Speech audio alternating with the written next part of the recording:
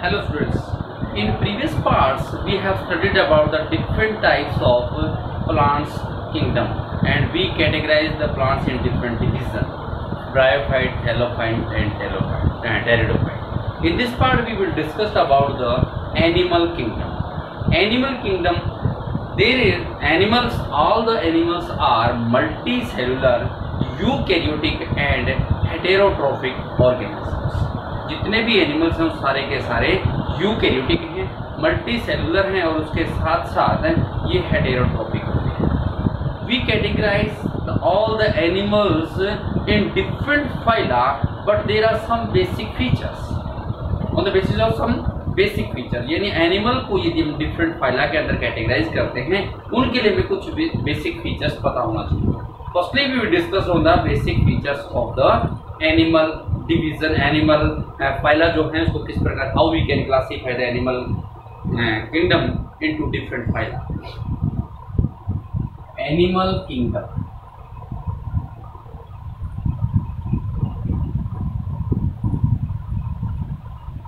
all the animals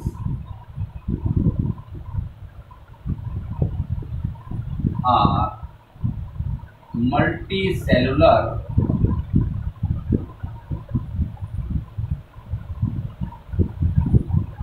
eukaryotic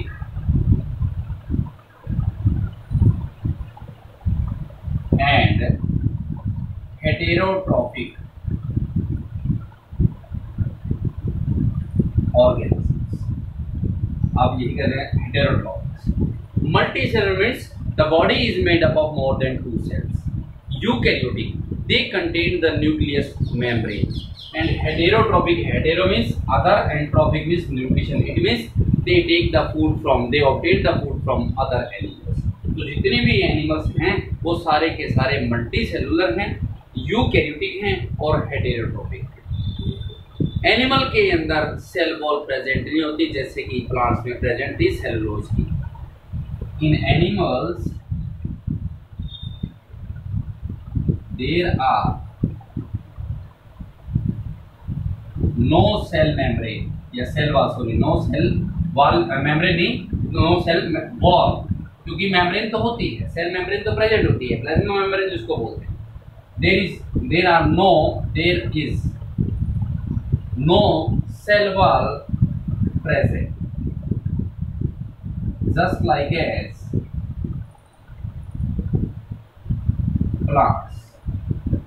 plants की भांति animals के अंदर सेल वॉल प्रेजेंट नहीं होती. प्लांट्स में ये डिफरेंट टाइप के सेलुलोज की प्रेजेंट होती है. We categorise the animal kingdom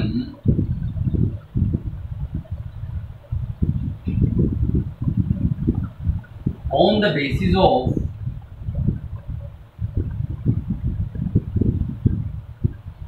different phyla, on the basis of different categories या phyla.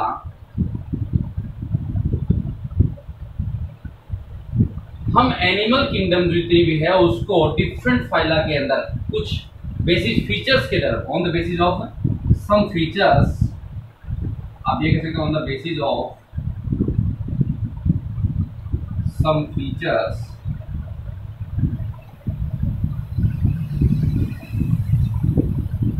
in different phyla.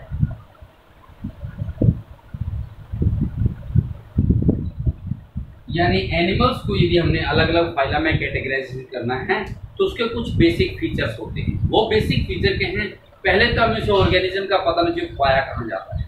The animal is present in water और लैंड, और यदि वाटर में है तो वो कौन से वाटर में है? फ्रेश वाटर में है या मैराइन वाटर के अंदर है? तो फर्स्ट वन इज हैबिटेट, कि उसका रहने का स्थान क्या है. The animals are found on land. Land वाले क्या बोलते हैं? टेरेस्टेरियल. और in water और वाटर वाले को बोलते हैं एक्वेटिक। अब वाटर हमें चेक करना कि वाटर कौन सा है, फ्रेश वाटर में है या मराइन वाटर के अंदर है। एक्वेटिक है तो कैसा होगा, वो फ्रेश वाटर वाला है और मेराइन वाटर वाला है। मेराइन वाटर कह सकते हैं, साल्टी वाटर कह सकते हैं, सी वाटर, क्योंकि मेराइन वाटर होता है समुद्री पानी जो होता है, हरा होता है, साल्टी होता है। सबसे पहले उस एनिमल का हमें चेक करना पड़ेगा वो एनिमल पाया कहाँ जाता है। जमीन पे है तो टेरेस्ट्रियल, और यदि वो वाटर के अंदर है तो एक्वेटिक है, और एक्वेटिक है तो किस प्रकार का, फ्रेश वाटर वाला है या वो मराइन वाटर वाला। चलिए उसके बाद जर्म सेल, उस एनिमल के अंदर जर्म सेल है और वो जर्म सेल 2 लेयर से कवर्ड है या 3 लेयर से कवर्ड है।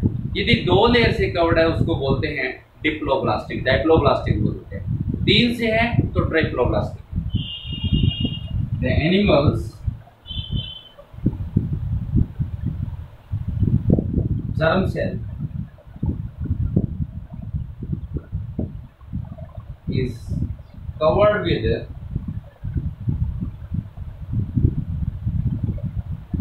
2 layers। 2 लेयर वाले क्या बोलेंगे, डाइप्लोब्लास्टिक।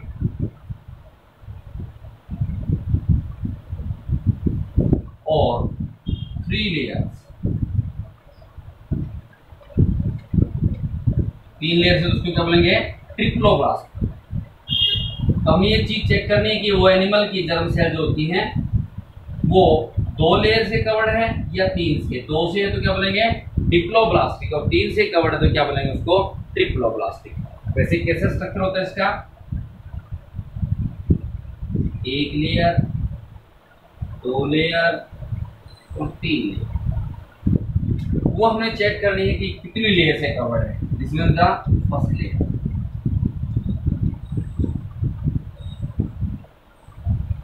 ठीक है, और ये इसी प्रकार यहां भी ऐसा हो, यहां आपको लेयर में खाली ना हो, बदल कुछ इस प्रकार से जेली लाइक सब्सटेंस कंटेन होती है।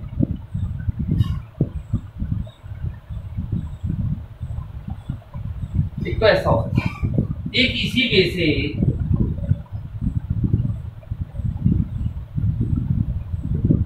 है, तो इसमें भी 3 लेयर, उसमें 3 लेयर दिखाई दे रहे हैं, लेकिन एक्चुअली में इसमें 2 लेयर्स होंगे, उसमें 3 लेयर्स होंगे। कैसे, जैसे this one is the first layer, clear, this one is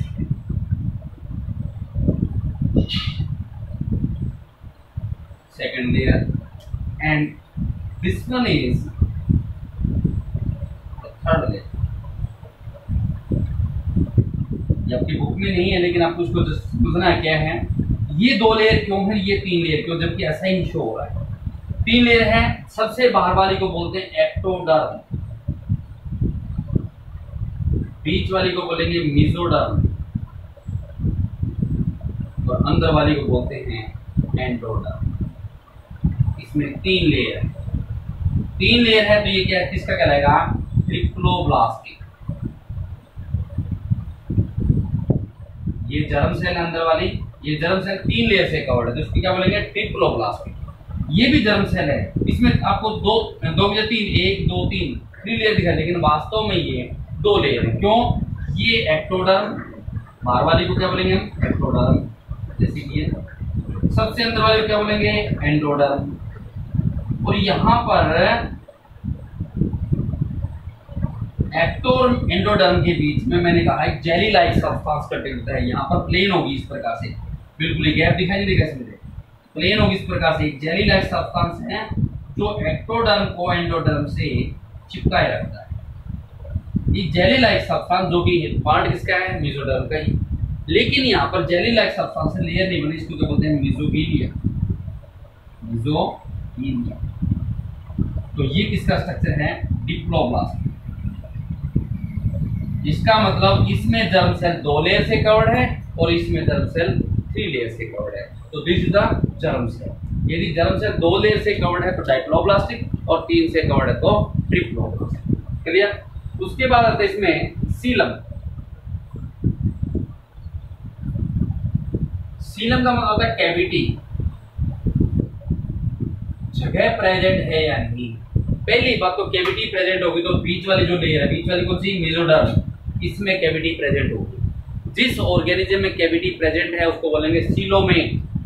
किसी में नहीं है एसीलोमेट, किसी में है नहीं लेकिन कुछ पैचेस धब्बे दिखाई देते हैं।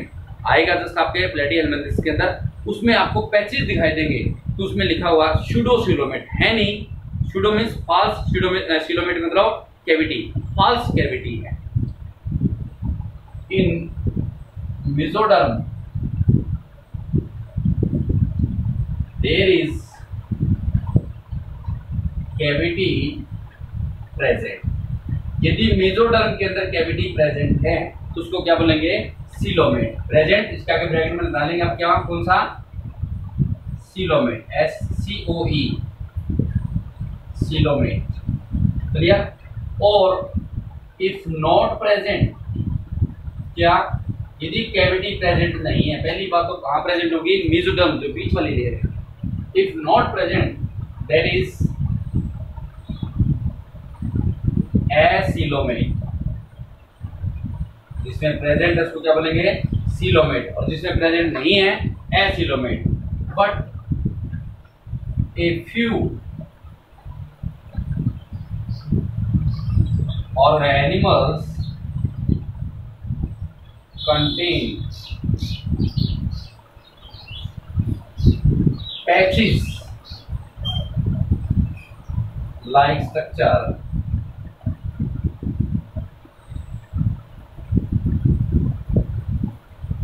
in mesoderm।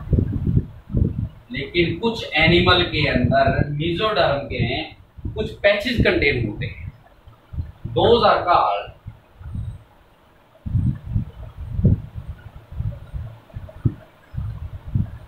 सूडोसीलोमेट। सूडो का मतलब, pseudo means false and coelomate मतलब सीलम। कैविटी नहीं है लेकिन दिखाई देती है तो सूडोसीलोमेट मतलब है फॉल्स कैविटी, फॉल्स कैविटी। आपने इसका स्ट्रक्चर भी बनाना है कि सीलोमेट कैसा हुआ है, सीलोमेट कैसा हुआ, सूडोसीलोमेट कैसा हुआ, वही इसका स्ट्रक्चर बनाएंगे। Germ cell, first layer, second layer, third layer. पहली बात तो आपने चेक करना है कि सीलोमेट जितने भी होंगे वो ट्रिप्लोब्लास्टिक, जैसे कि कुछ इस वे से जगह है, ये आपकी कौन सी होगी, एक्टोडर्म, बीच वाली मेसोडर्म और अंदर वाली एंडोडर्म, ठीक है। इसमें कुछ इस वे से खाली जगह छोड़ देते हैं, ये खाली जगह है ना, ये एक्टोडर्म, बाहर वाली एक्टोडर्म, अंदर वाली एंडोडर्म,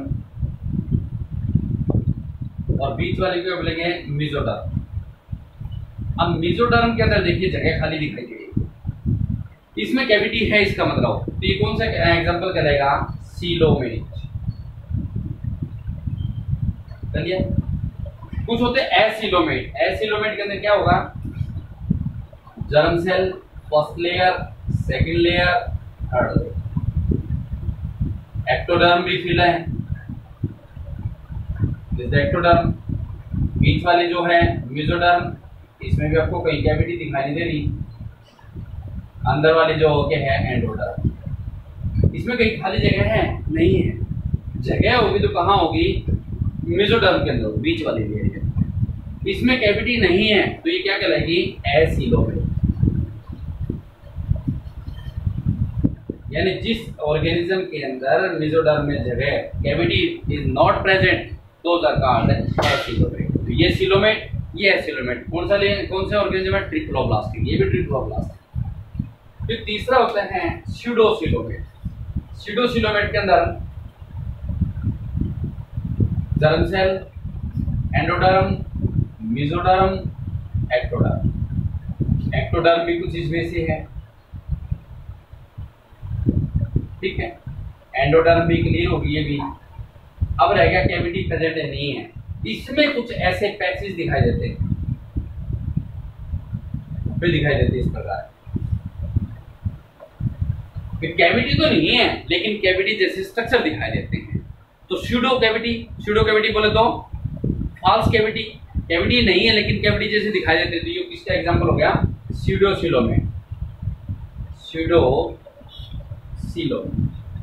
मतलब there is no cavity present in mesoderm but there are some patches can be seen in the animals germ cell. जिसमें कैविटी प्रेजेंट है सीलोमेट, जैसे कि एक कैविटी थी या खाली जगह है, जहाँ कोई कैविटी नहीं है, कोई खाली जगह नहीं है, तो एसिलोमेट। इसमें खाली जगह दिखाई भी दे रही लेकिन कुछ पैचेस दिखाई दे रहे हैं, और पैचेस वाली को क्या बोलते हैं, स्यूडोसीलोमेट। क्लियर। उसके बाद चेक करना होता है वो ऑर्गेनिज्म रिप्रोडक्शन कैसे करता है।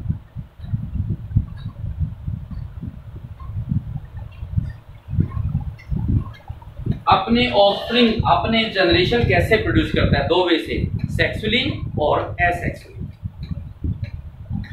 एनिमल्स रिप्रोड्यूस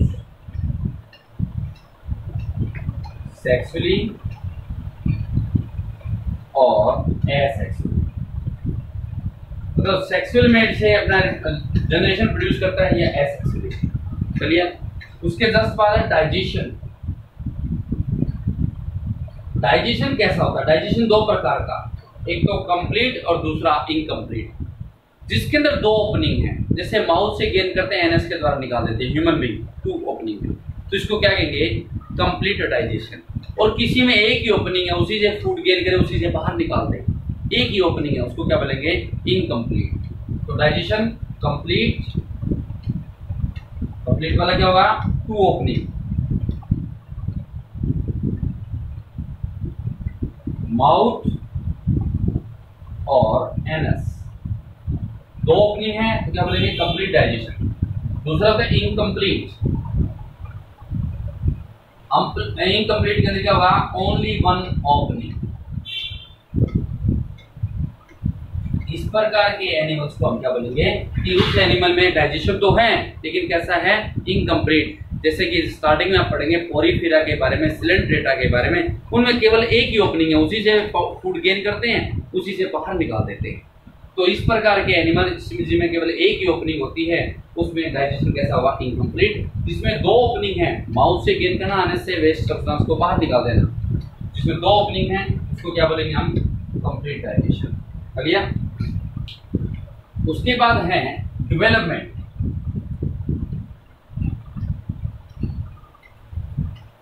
कि एनिमल का डेवलपमेंट आफ्टर बर्थ के बाद एनिमल में डेवलपमेंट कैसे होता है। जस्ट उससे पहले एक वर्ड रखा है, फर्टिलाइजेशन। फर्टिलाइजेशन कि एनिमल के अंदर जो फर्टिलाइजेशन होता है, एग जब फर्टिलाइज होगा वो बॉडी के इनसाइड होगा या बॉडी से बाहर होगा। तो बॉडी के इनसाइड होता है उसको बोलते हैं इंटरनल, और बॉडी से बाहर होता है उसको क्या बोलते हैं, एक्सटर्नल। तो फर्टिलाइजेशन 2 प्रकार का, एक्सटर्नल और इंटरनल। एक्सटर्नल इसमें कौन सा हो, आउटसाइड द बॉडी।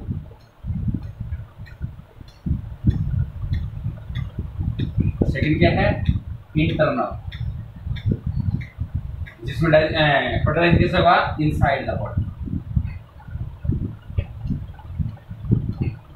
फ्रॉग के अंदर फर्टिलाइजेशन एक्सटर्नल होता है, बॉडी से बाहर होता है। इसका एग्जांपल देना चाहें दे सकते हैं, फ्रॉग। और ह्यूमन बीइंग के अंदर फर्टिलाइजेशन इनसाइड द बॉडी होता है, तो human being.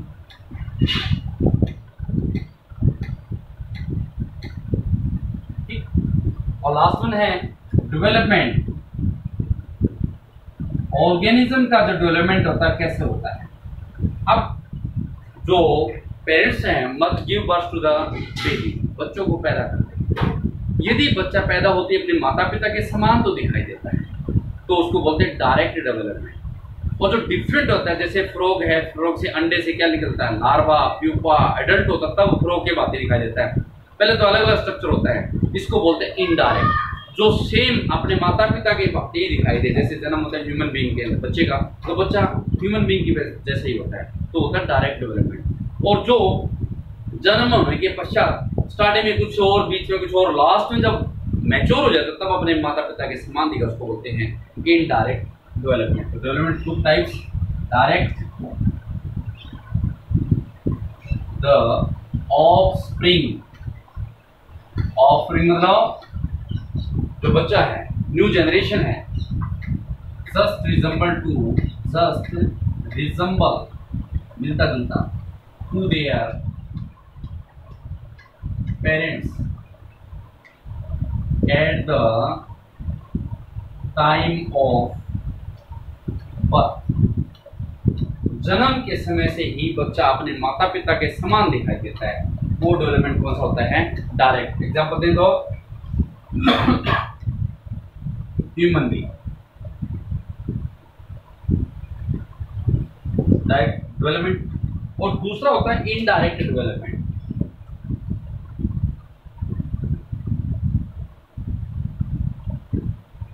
The offering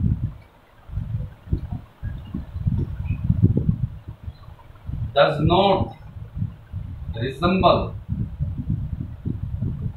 to their parents at the time of birth।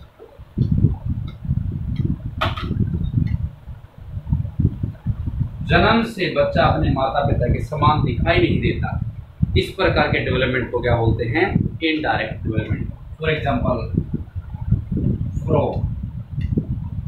Frog lay eggs करता है, जैसे फ्रॉग है, फ्रॉग में एग ले करता है, ये एग्स जब फर्टिलाइज हो जाता है तो क्या होगा? इससे लार्वा से प्यूपा और प्यूपा से एडल्ट। जब एडल्ट होता है ना तब वो फ्रॉग की बात दिखाएगा। स्टार्टिंग में तो जन्म के समय तो नहीं है, बाद में मैच्योर होने के पश्चात दिखाई देता है। तो इसका मतलब ये जन्म के समय अपने माता पिता के समान नहीं है। इस प्रकार के डेवलपमेंट को क्या देंगे? Indirect development. आपने हर फीचर्स को अपने नोटबुक के अंदर क्लियरली शो करना है, डायग्राम बना करके। जहां मैंने डायग्राम बनाए हैं कि वो डिप्लोब्लास्टिक है या ट्रिप्लोब्लास्टिक है, फिर उसमें सीलम प्रेजेंट है या नहीं है, तो इन चीज़ों को आपने क्लियरली डायग्राम बनाकर नोटबुक में कंप्लीट आपने राइट अप कर। क्लियर?